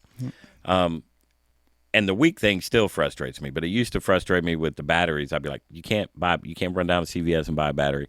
Oh no, I have the batteries right here. But since you're here, yeah. Well, then over time you start to see, a lot of the silly calls we would call silly calls, particularly in the area where I work. We get called because we are the last line of defense. Mm-hmm. They don't have anybody else to call. Yep. Their landlord does suck and won't come fix the water heater, won't fix something in the basement. And you're like, why are you? I'm not a plumber. I'm not an HVAC guy. They don't have anybody else to call. And then you start to realize they don't have the 10. I mean, have you seen the price of 9-volt batteries? A pack of twos, $12. $12, that might be 2 meals. Over time, you start to realize that, they're calling us because we are the last line of defense. And the quicker you can get that relayed to your younger firefighters and new guys, then that eases that frustration they may have with, why are we going on this silly call? Well, because we truly are the last. They called us because they had no one else to call. Yeah. And I preach that all the time with the guys. They're like, I get it. We run the same medical calls over and over, and the guys get frustrated on the ambulance, which has our run volumes up. I get that, but taking that frustration out on that individual, they have no other choice. They're calling us because they're either uninsured or underinsured. They don't have access to great doctors like we do that our job provides us with. And 911 is their primary care, or they have, Swope Health or Truman is it, and they have to service 200,000 people in our city. We'll go into Swope Health at 8 a.m. You see somebody sitting there in the waiting room. We go and get a patient, leave 3 hours later. You come back, that same person's still sitting there. I'm pissed off if my doctor's got me 15 minutes behind. I'm like, this is bullshit. And I'm going to find another doctor. And I can because my insurance allows me to do it. Learning that as a firefighter and teaching that to your young firefighters to have that patience that they're calling us because it's the last resort. Why are you calling me for knee pain? Well, because I can call you and go to the emergency room, or I can go sit at Swope Health for 6.5 hours. Or I can go sit at Truman, some other Truman program for 6-7 hours waiting to get seen, and then get a script and have to go sit again for 3 more hours waiting for it to get filled. Or I can call you. Yeah. So it's frustrating, but, if you look at it from the other side, the other perspective, it's easier to say, okay, ma'am, let me just take you down here. Yeah. So sometimes you just got to give your guys perspective on those calls. Yeah, and I think that's one of the biggest things that I've talked about recently is perspective and being able to look at, a situation from more than one angle or just through the lens of your own personal experience. You got to, right. Like I said, you got to think outside the box. Go outside of yourself and look at these situations and go, okay, I get it. See it from this side or see it from that side or whatever it may be. And that, like you said, at the end of the day, you help the younger people understand that. Maybe it takes a little bit of that burden off of them. Maybe it puts off that burnout just a little bit longer. Yep. It can help with, I think it can help with that. I think it can help them see the purpose in what they're doing, because it's very quick to say, all I'm doing is running and, picking up candies and drunks off the street or this or that. Yeah. You are, but you're also providing a service to that person because that person has no one else to call, nowhere else to go. You're absolutely right. It may take a little of that burnout.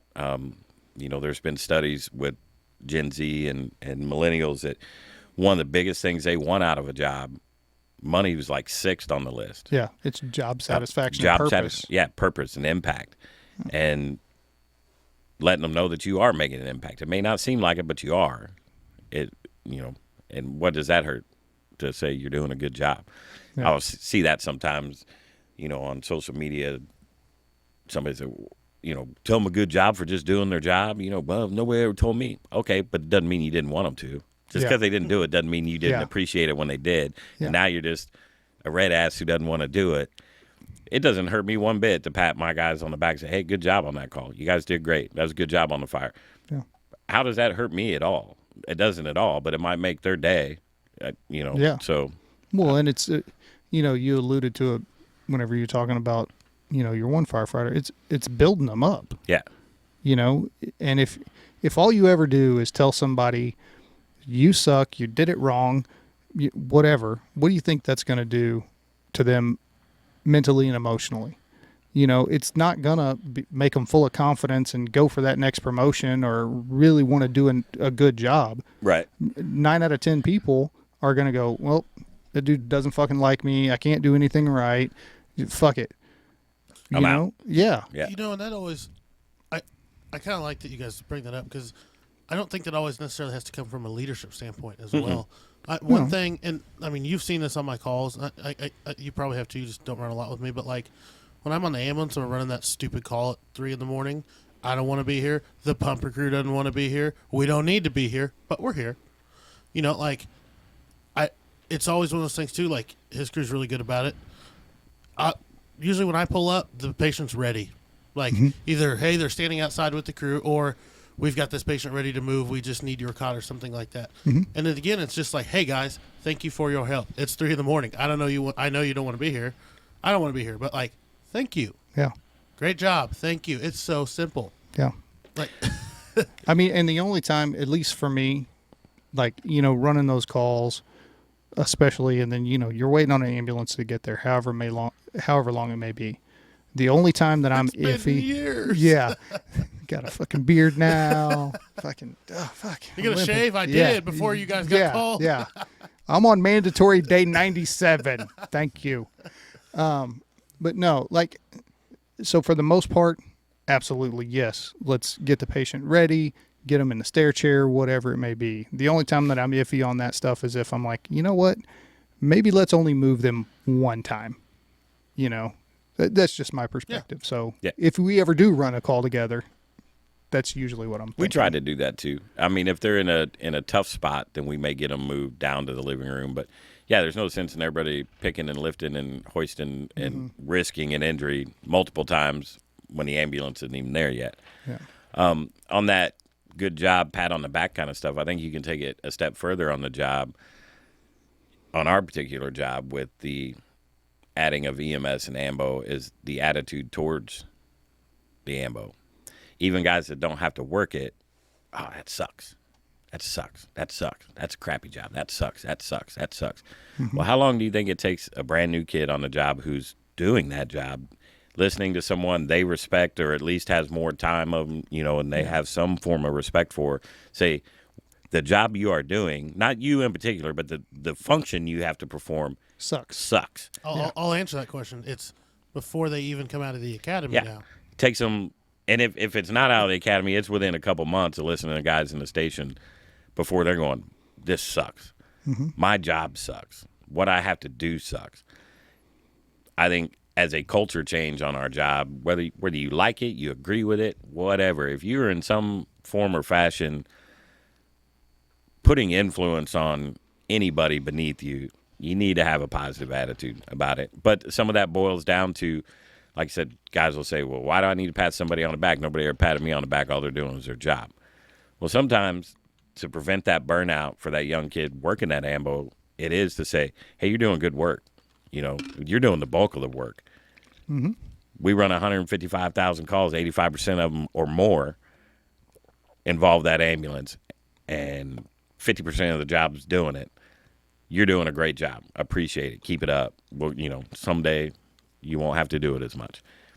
That doesn't hurt anyone in any form or fashion, but you'll hear, it sucks, it sucks, it sucks. And I think it even helps knock down disdain amongst people a little bit. Like, I don't, obviously the pats on the back are nice, but yeah, if you're telling me like, hey, thanks for doing this, well, thank you. Yeah.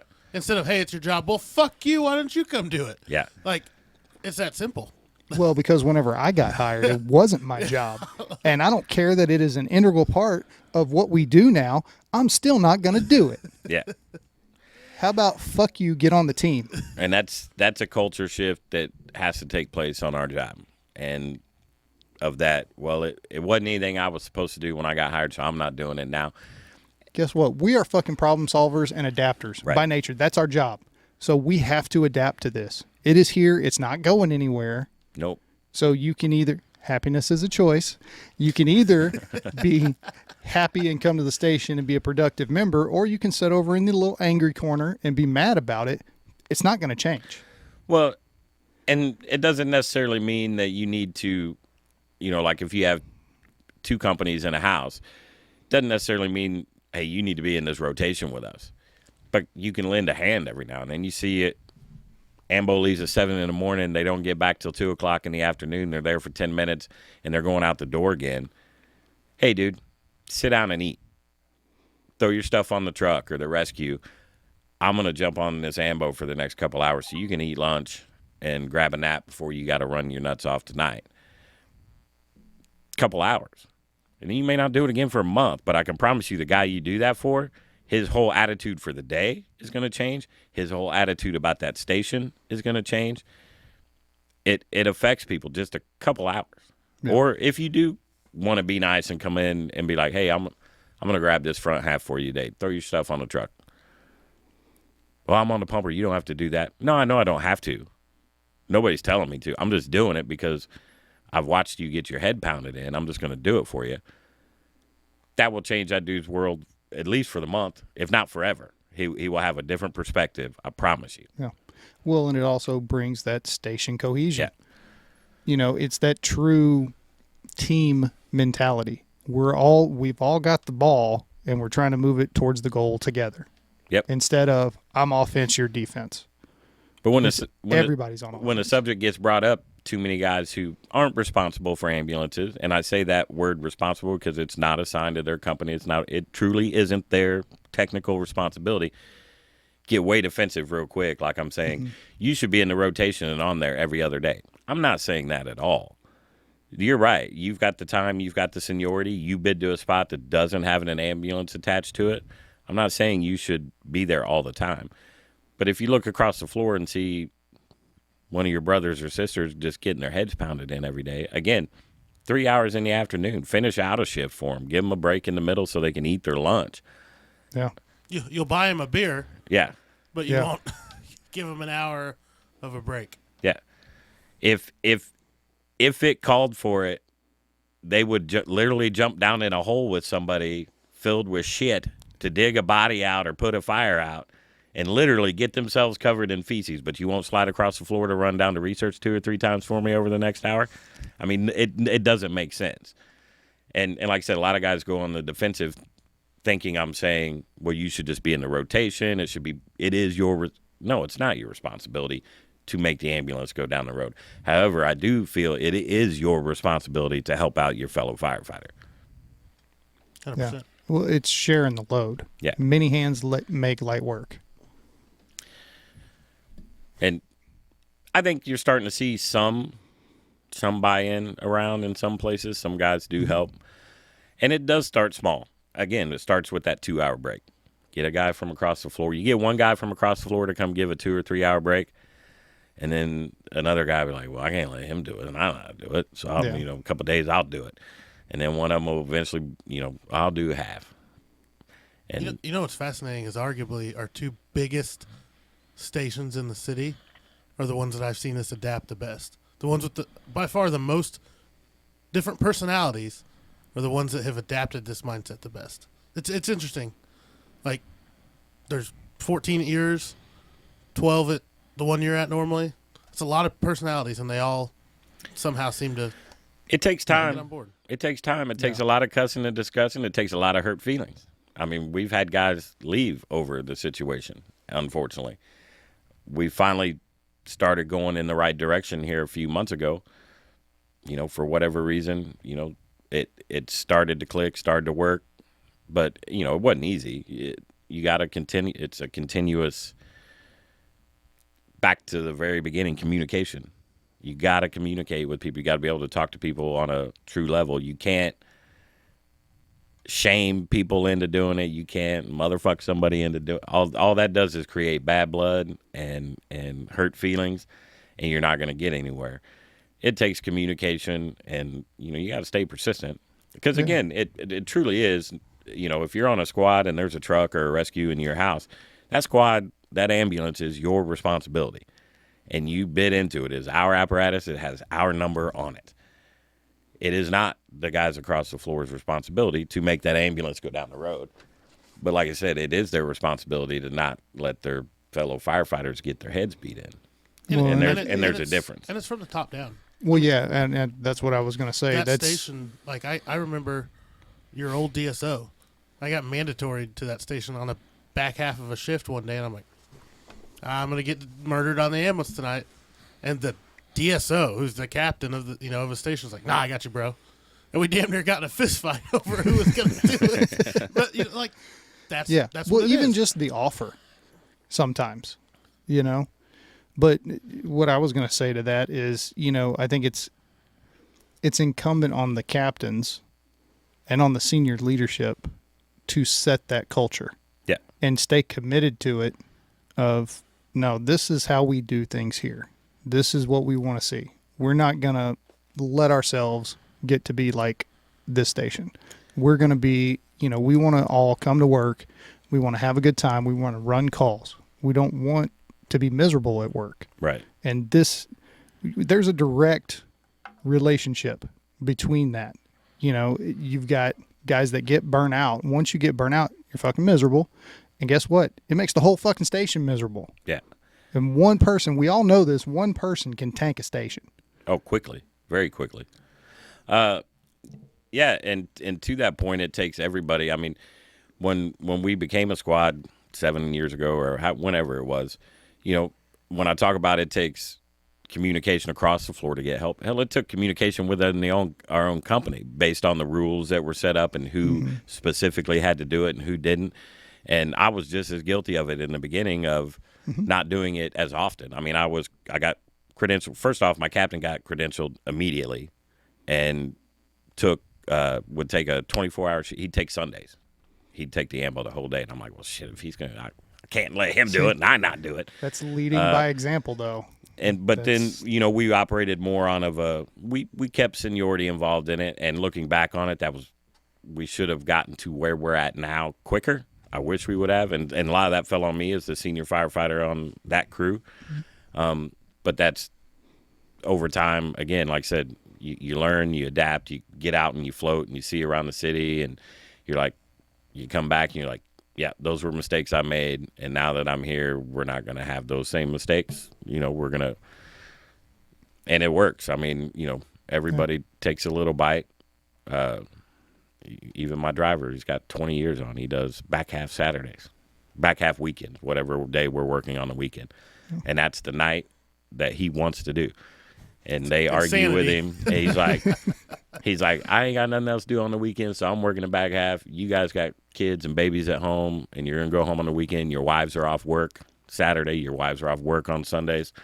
You don't need to go home tired. I'm doing the back half. And, you know, he just sets that example.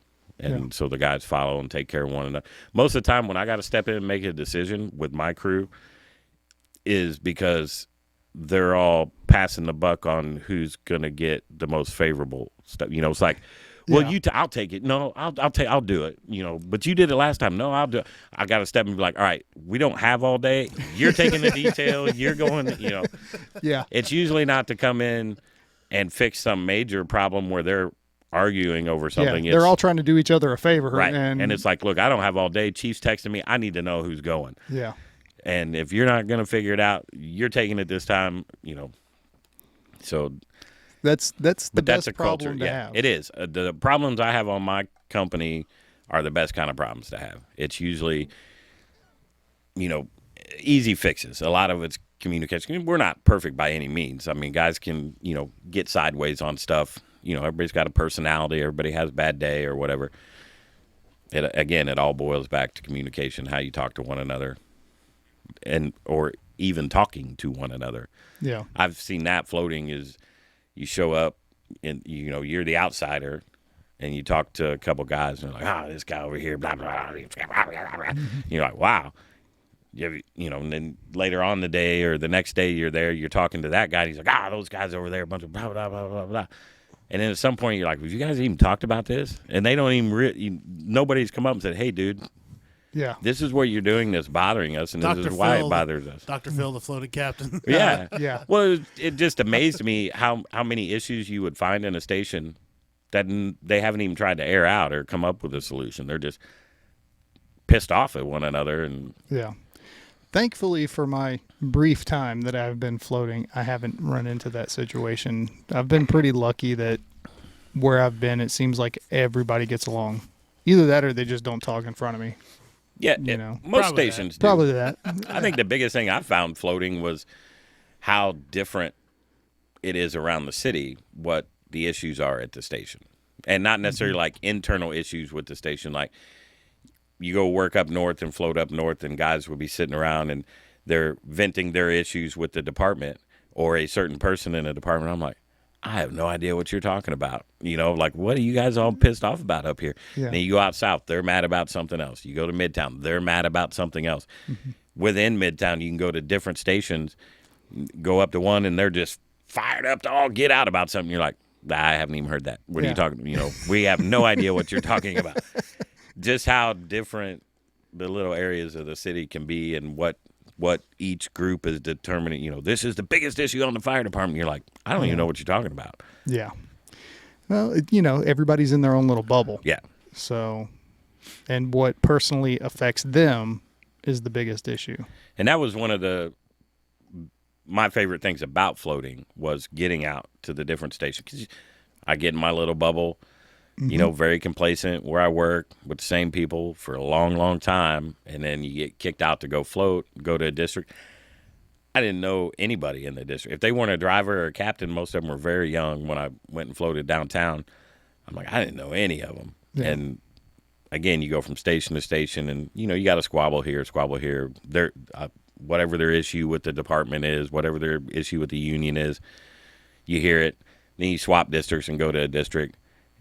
And they're not even talking the same as this district over here. It's like just weird how different each district and each area of the city will be. Their own little bubble and what they consider are big problems or little problems or whatever. But that was the funnest part about floating, getting out and seeing, getting out of my bubble and seeing what's going on out in the rest of the world. Yeah. And right before I got promoted, I had moved from the station that I'd been at for a little while and went out south, which I'd never worked out south before other than whenever I'd floated as a firefighter. I got detailed out there once, I think. But it was different, like immediately going out there. I was like, wow, this is like super different than what I'm used to. So, I mean, I think that helped me with my transition from, firefighter to captain. And then also it didn't hurt that, I got placed in a district where the chief was my former captain who helped me get promoted. So, it was one of those fortuitous situations, But yeah, it's definitely moving around and not staying. And I'm not going to say it's bad to stay at one place for a long time, because there is something to be said of, because I had that at one point. I was at one station and we had the core group of guys there for like 7 years. And it was to the point where we would run a call. Captain didn't have to say anything. Driver didn't have to say anything. We didn't have to talk to each other. Everybody knew exactly what they were doing. I mean, it was a well-oiled machine. And then that changed. And you go back to, okay, now I got to tell this person what to do. And now the captain, I need to know what he wants me to do. And, I think there's a little bit of it's just a good thing to be able to go and work in different places, mostly just to get a different perspective and learn new things of, oh, well, I've done it this way for 10 years, but I go over here and work and they do it this way. And you know what? This way kind of works a little bit better for me. Yeah. Not to say that this way is wrong, but I kind of like this one a little bit better. Yeah. So. Yeah, that's, back to the 50-50 in a room on stuff, Yeah. You go see stuff. But, having that well-oiled machine crew, I mean, that's what I grew up with at 35s on C shift. We were all there forever until I bid over to A shift. And then A shift, I was there with all those same guys. And then when I first came back to 35s A as a captain, the crew was all the same. So it was, I slipped into the right front seat, but it was still all the same guys. And was that a hard transition for you? It's different. I wouldn't say it was hard. I think having been the senior guy there before I left, I had built up some respect with them in that kind of informal leadership role. Street cred. That when I came back as the captain, it really wasn't too big of a deal. It some situations were a little awkward, but it wasn't a big transition for me. But then, with the AMBO stuff and guys getting burned out and so on and so forth, a couple of the guys left. We had a medic. Well, as soon as I got back, one of the medic spots was open, and it filled like 2 weeks after I got there. And pretty much within a few months time period, I had one promotion and 2 guys bid out to non-AMBO spots, and the whole crew flipped over.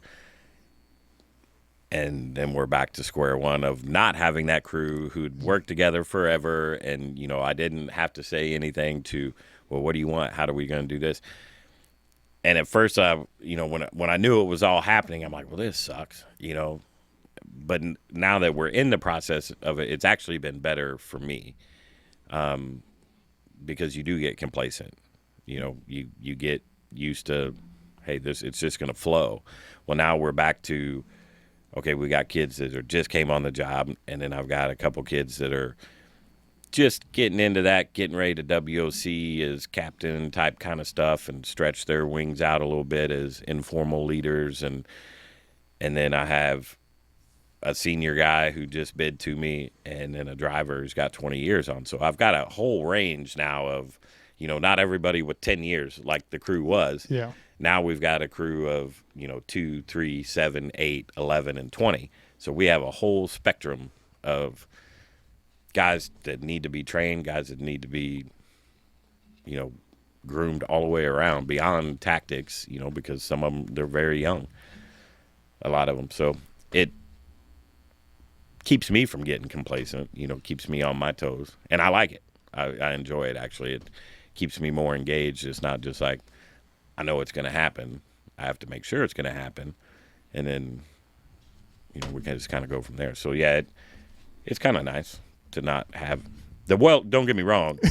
I want the well-oiled machine. Yeah. But I'm enjoying the process of turning these guys into that well-oiled machine. Right. And that is my goal, is to take, okay, so now we've flipped the crew over. We've got this wide range.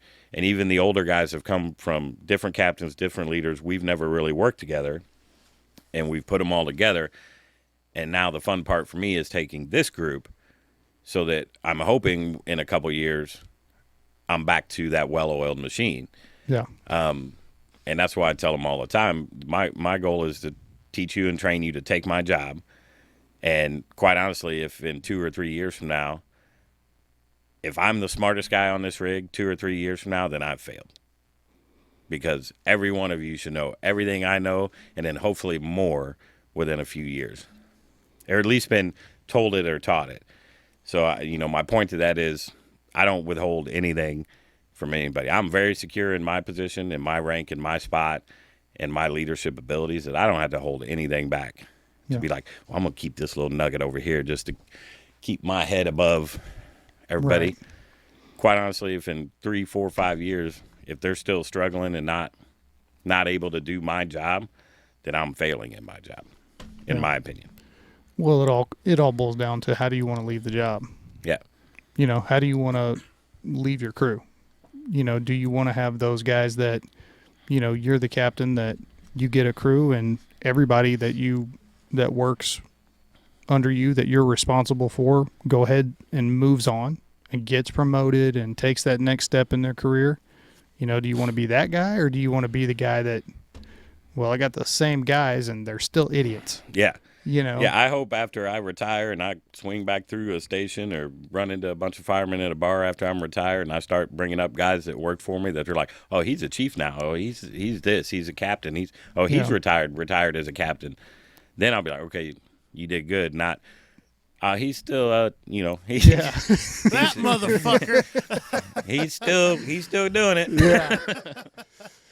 He's on his 7th captain since you left. Yeah. You know, heard he just got broke into drive. Yeah. To me, that's, the reality of it is not everyone that ever works for you or everybody on this job is going to be a captain or retires a captain. There's only so many spots. Yeah. It's my job to make sure they're prepared to do it if they need to do it or if they want to do it. Not everybody wants that job. Yeah. You know, not everybody wants that specific title or role or whatever, and that's fine too.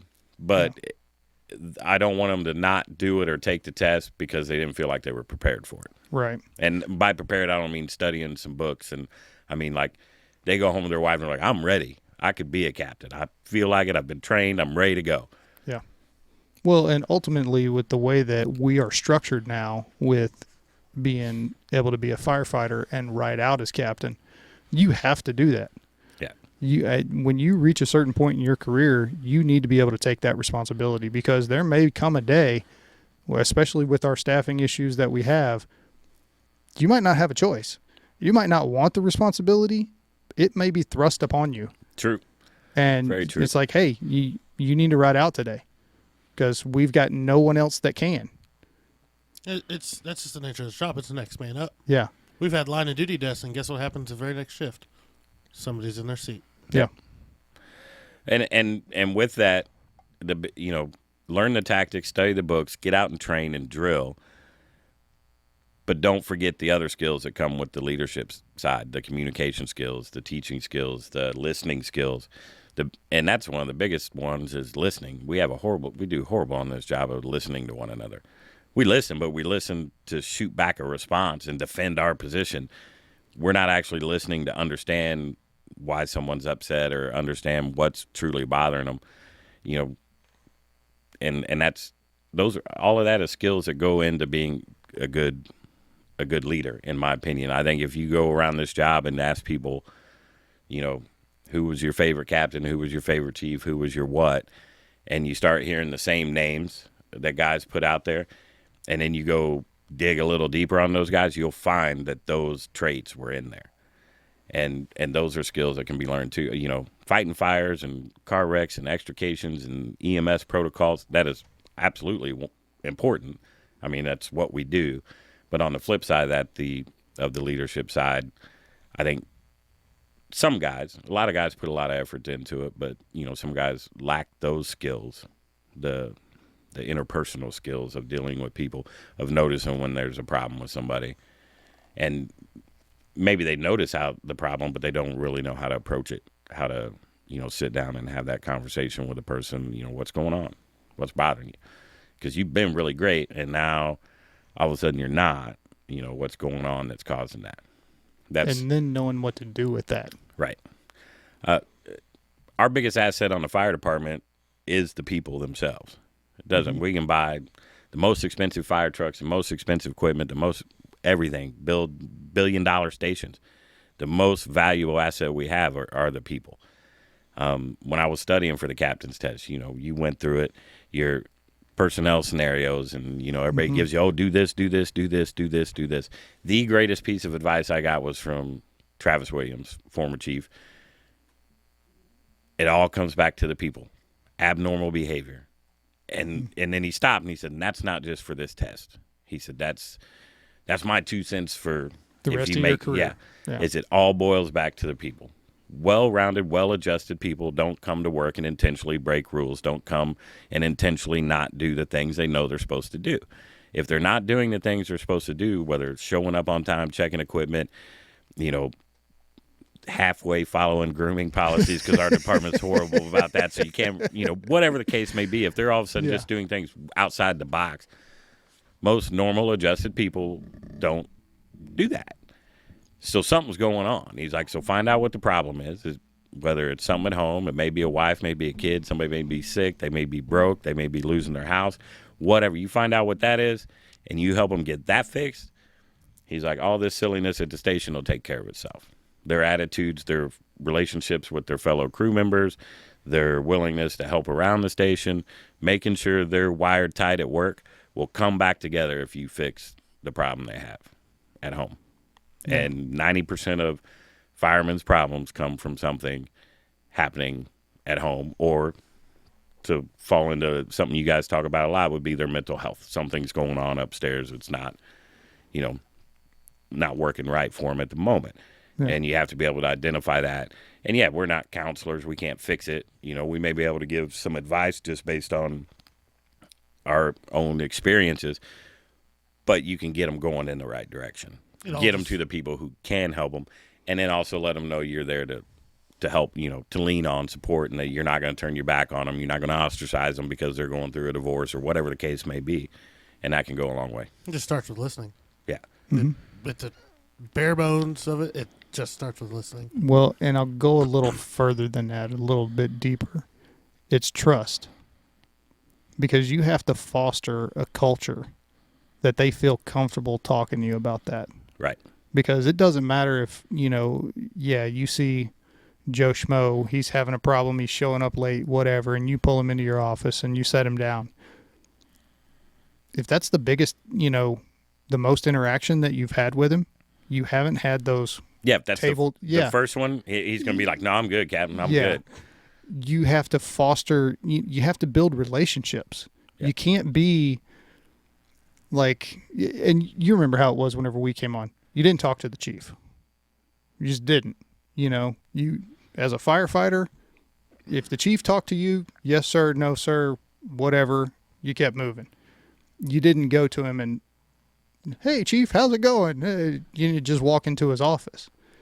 I've seen a shift in that where guys have started. My chief would call the station, get the lineup from the captain, and be like, hey, let me talk to Moraine real quick. See, but I've seen about some Jeep shit. Yeah, but see, I've seen that shift with a lot of chiefs that I've worked with in the past, I would say 10 years, where it seems like they've taken more time to be more involved with their firefighters. And I don't know if it's like trying to build that rapport or trust or whatever. And I've noticed, some captains starting to do it. And captains, I think it's a little bit easier because you're around them all the time and you can bridge that gap. It's not as hard. Are you talking about bridging the gap from a captain to his firefighters, or bridging the gap from the chief to the firefighters via the captain? No, from the captain to the firefighters. Yeah. So, because you're at the station, you're working together. So it's easy, you're sitting down for a meal, you're talking, you're building that rapport. For a chief, it's a little bit different because you don't have that daily interaction to make them feel comfortable. But I've seen more people make the effort once they've reached that level of to kind of continue on as they were as a captain of, taking care of their people. And it probably, the shift in dynamics of leadership styles from, old school, hardcore military structure to kind of what we're talking about today with the, servant leadership and, not being so autocratic, but more of a democratic style, started long before me. So the guys that are chiefs now, former captains, they kind of started it. And then they're adapting it more in that chief style. Yeah.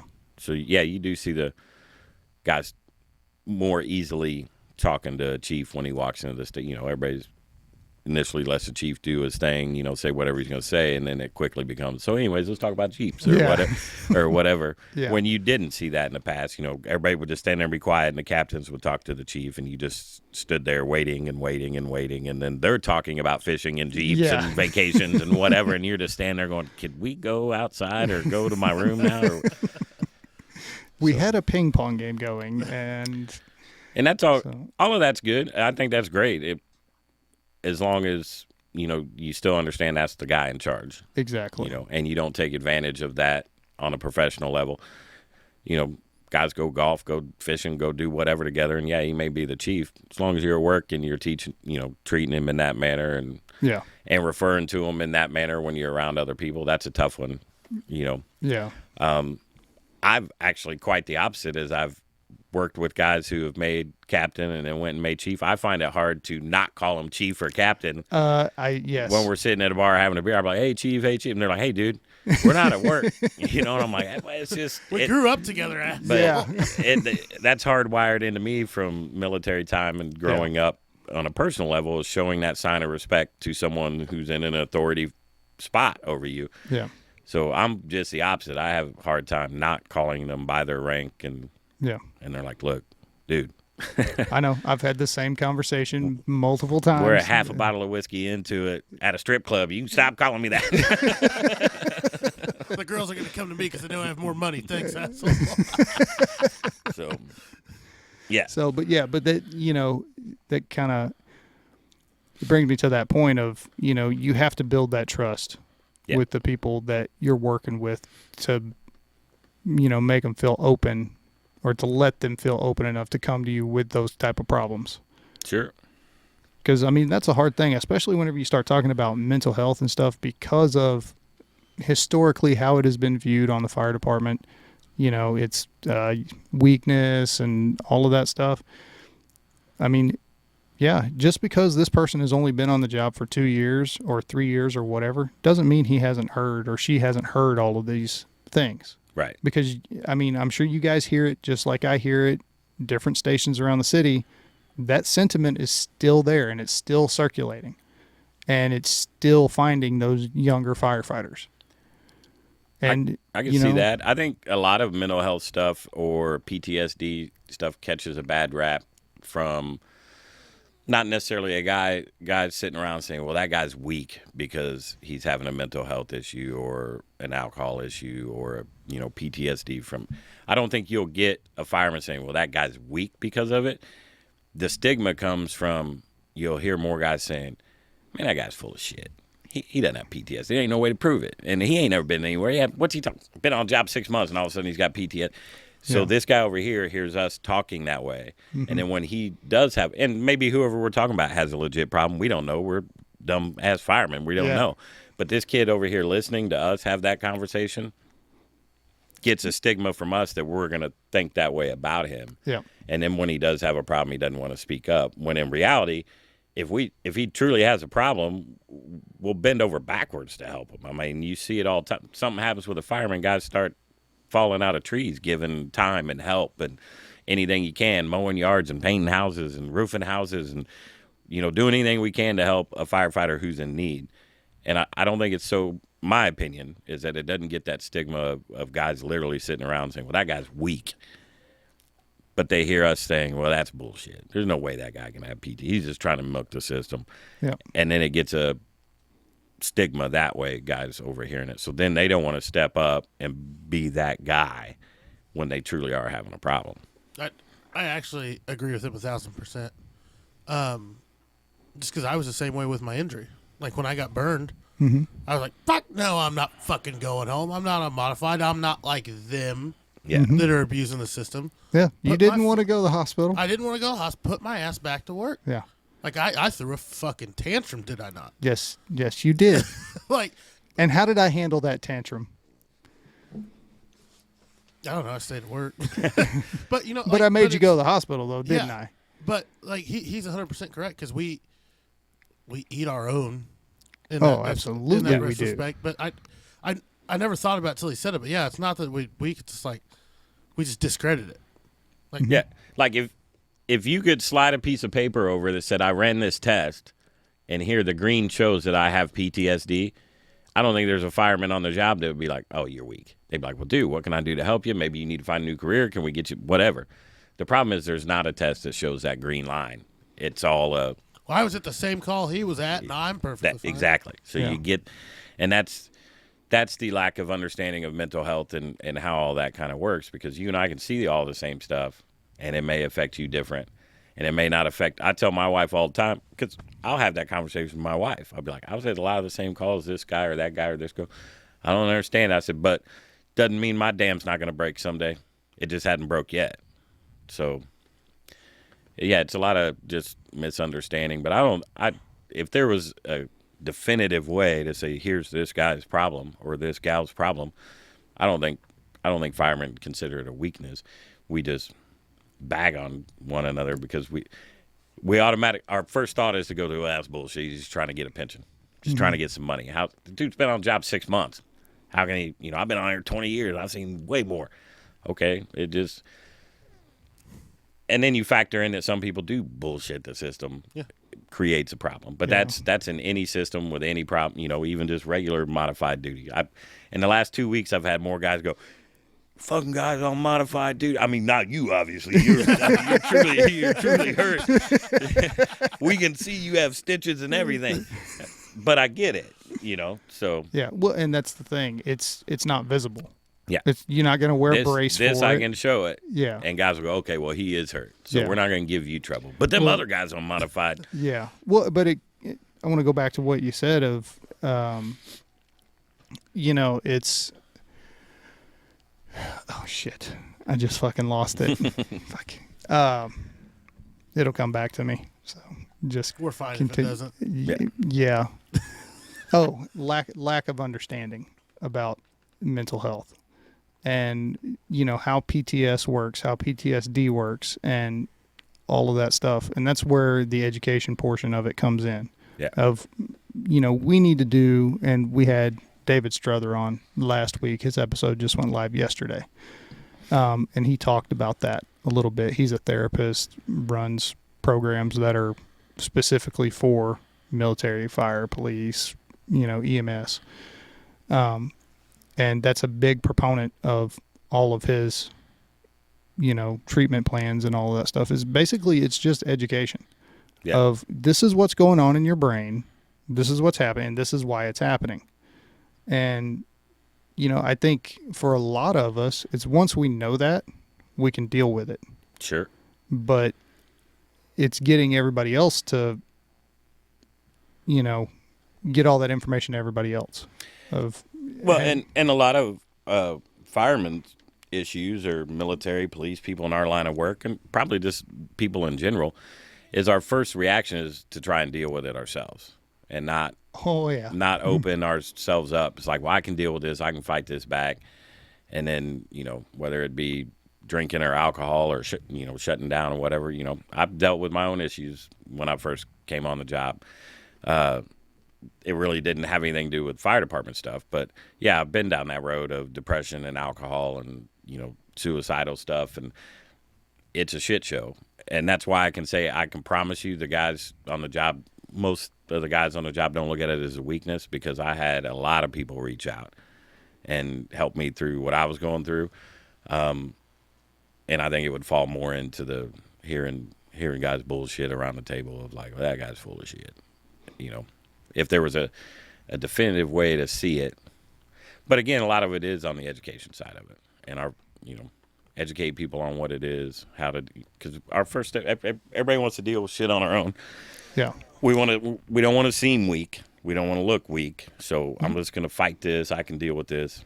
Well, and by the nature of most people that come into these professions, we're helpers. Yeah. We are the people that help. We don't need the help. We give the help. Yeah. And it's hard to admit, okay, I'm fucked up. I need some help. Yeah. Well, and I think there's been a shift in the job. I mean, we've always talked about runs and stuff, but I think there's been a shift in the job where after something really shitty happens, guys do a better job of reaching out to one or, hey, you all right? That was pretty jacked up. Are you doing okay with that?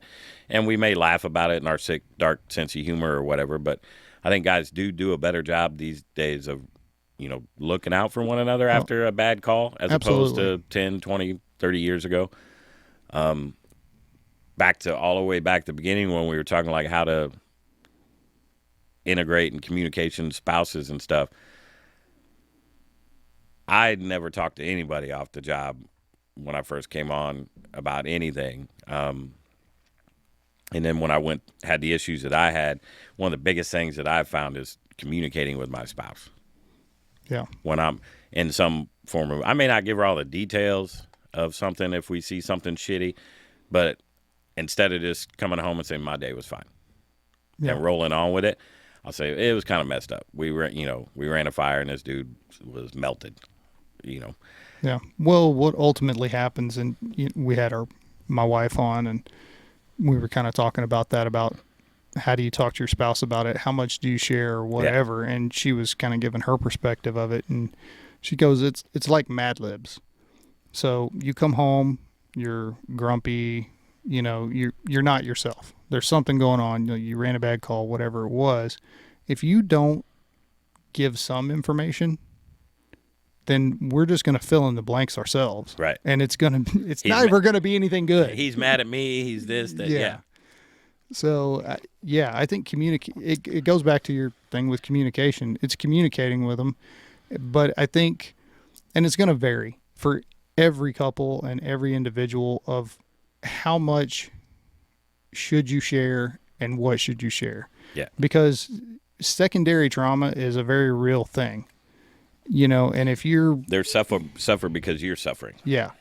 Well, and like you run a call that's really jacked up, and then you go home and you just completely download everything.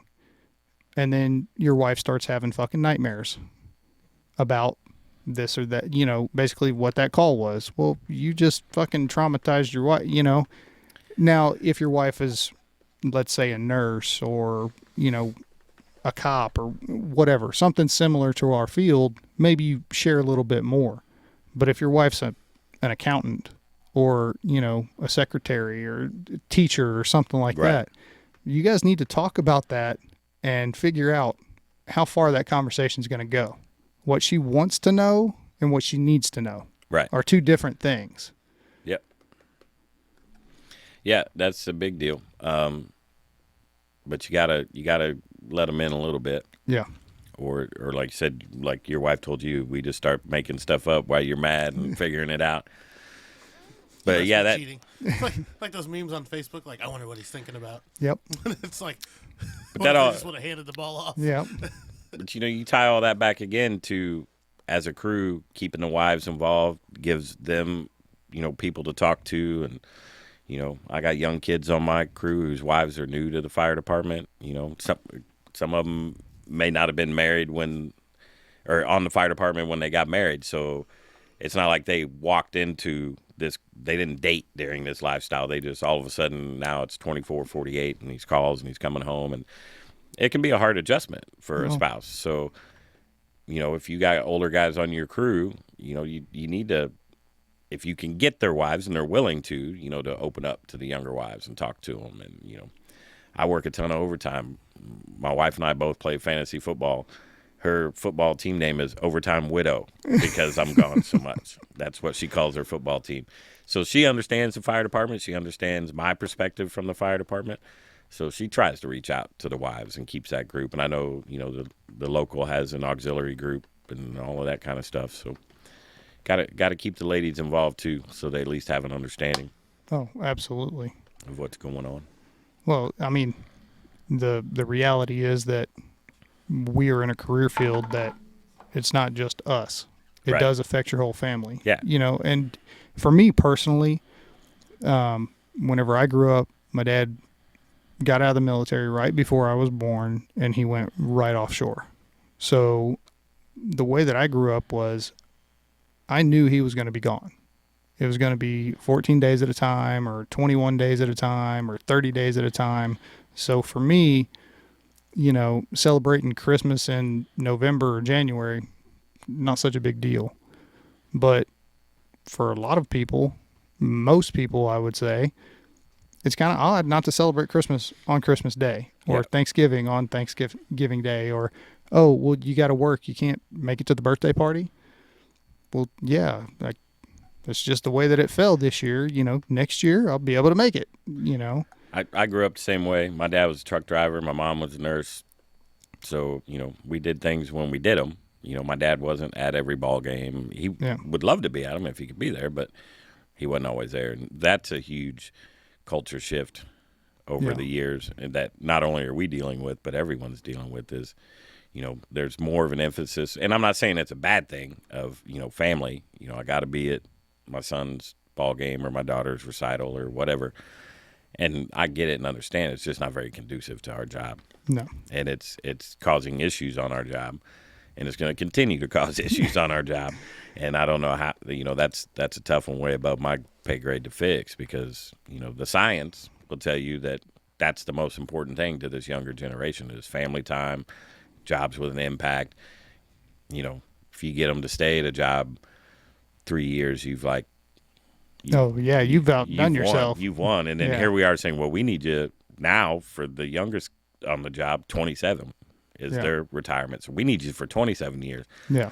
When everything out there would tell you they're job hoppers, because they're constantly looking for that satisfaction, that move up, that, so I don't know. Fire service may be in for a lot of changes.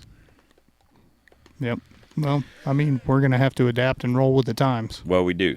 And we kind of got to shift from the old days of, hey, you come on this job, you should know what you're doing, just shut up and follow me. We're going to have to teach skills beyond fire tactics. Mm-hmm.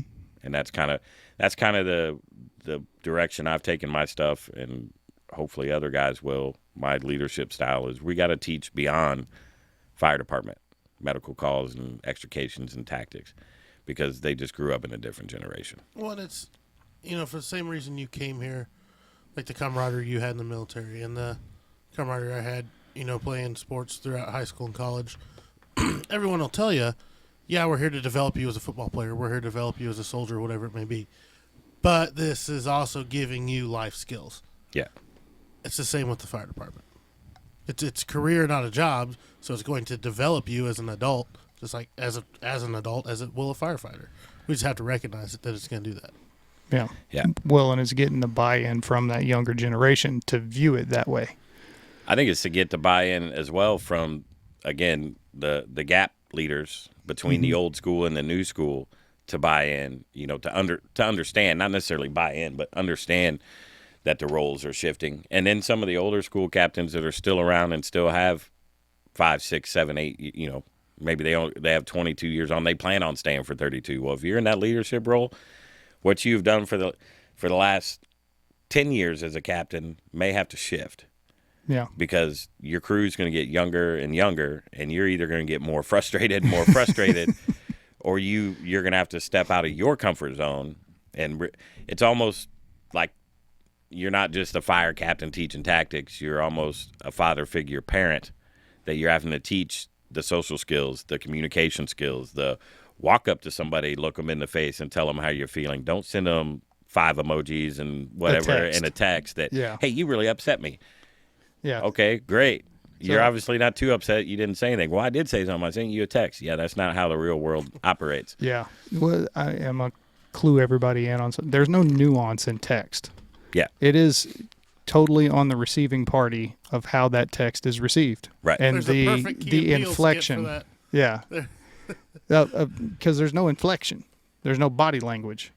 And that's a key component in communication. Right. So, and, I view it more, maybe not necessarily as, a parent, father figure, more as a mentor role. Sure. Same. Yeah. That's where I'm going with it. Yeah. Yeah. So less about holding their hand and more about developing them. Kind of. You get where I'm going with it. And actually, I think, we had like I said, the late millennials, or the youngest of the millennials, and the oldest of the Gen Zers that are in that kind of category where things changed on them. Mm-hmm. I think you're actually, maybe in another 10 years, the next generation coming behind, you may see a revert back, because we went through everybody gets a trophy, everybody does this, everybody gets participation, blah, blah, my kid's great, put him in honors even though he hasn't been in honors and the teachers didn't give, fine, I'm just tired of dealing with you. Yeah.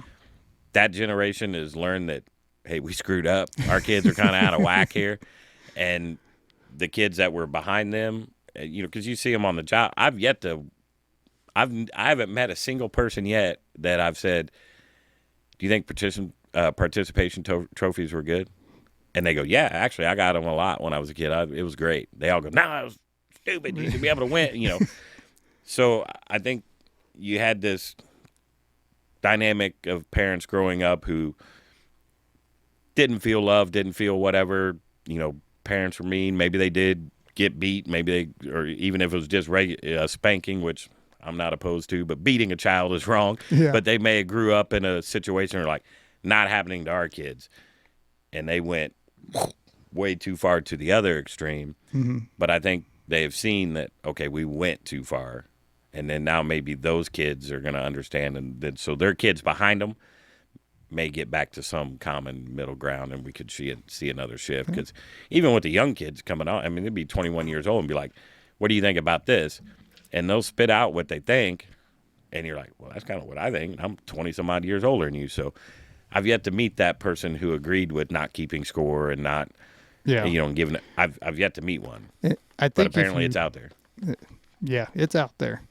I think if you look back through history, that pendulum effect, you can look back and see that through the generations of, the Great Depression, World War II, the Korean War era. Then you move into the 60s and the flower children and the hippies, and then the 70s and you can see that swing. It does seem to go from, and it's maybe not necessarily an extreme, but it's pretty close. And then it comes back the other way, and then corrects back the other way, and then so. Yeah, we as a society and just as people in general tend to overcorrect when we see an issue. Yeah. Like, well, this was a problem, and then rather than slide here that would correct the problem and keep us going where we want to go, we're like, well, this was a problem over here, so we got to get way over here. Defund the police? Yeah, well, and the age we live in, technology, social media, how fast you can get information out and see creates that crazy swing where you're talking about like the 60s. People today talking how progressive they are in movements towards human rights and civil rights. Okay, we're going all the way back to the 50s and 60s. There was a whole generation doing it then, too.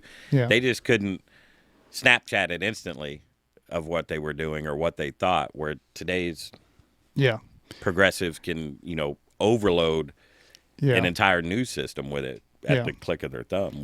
Well, I think that's why we see the swings being so drastic now, because they weren't as drastic in the past as they seem to be now. Because they can reach more people all at once. And so people who are here and agree this is a problem, the masses automatically overcorrect and end up over here. And then a few years later, they're like, okay, well, maybe we went a little too far. Let's bring it back center. This is where we need to be. Yeah. That they didn't have to deal with in the 50s, 60s, 70s with the technology part of it. Yeah. You can get a lot of information out quickly. Yeah. And it's not always correct information. It's not always right information. No, usually it's probably wrong. It's on the internet. It's true, damn it. Oh, that's like the coffee argument. Pull up your phone. Is coffee bad for you? 1,000,000 articles. Coffee's bad for you. Hey, is coffee good for you? 1,000,000 articles. Coffee's good for you. Yeah. It's all about what you want to hear. Yeah. It's all about perspective. Yep. Well, Hop, thank you, brother. You're welcome. It's been a blast. Yeah. Glad I could help anytime. Yeah. Well, and I so many times on the show, how many times have I just beat the dead horse of the importance of this style of leadership, too? So it's nice. All the time. Yeah. And it's actually nice to have someone articulate that can talk about it. Yeah. That's actually a leader. Instead of me just saying, like, I want this. And crying behind the camera. Fuck off. But again, like I say, there's a time and a place for every style of leadership. I can flip script and be right back to military style leadership when it's necessary. Well, and I just think, try and create an environment where it's not necessary. But I think that's an important distinction to make, that with our job, sometimes it will be necessary. And it's typically because we have issues that are life safety issues. And you don't have time to have a debate or to explain. And that's where the trust comes in. Right. That your guys trust you, that I'm going to tell you to go do this or come here and do that or whatever the case may be. And they're going to, whatever they're doing, drop it and come. And, you'll explain it to them afterwards. Yep. It's all about trust and communication. Yeah. Well, thanks for coming on. I appreciate it. Thanks I wish for having me. Nelson would have been here. you know. Yeah, I haven't seen him in a while. I'm a great Nelson. Just a little darker. Okay, whatever. I'm going to leave that one alone. So anyway, like we end every episode, thanks for stopping by. If you are struggling, reach out. There are resources out there. If you know somebody that is struggling, reach out. Let them know what resources are out there and let them know that you care. So appreciate it. And thanks for stopping by. And as soon as Moran gets off his phone, he can turn the recording off. Fail.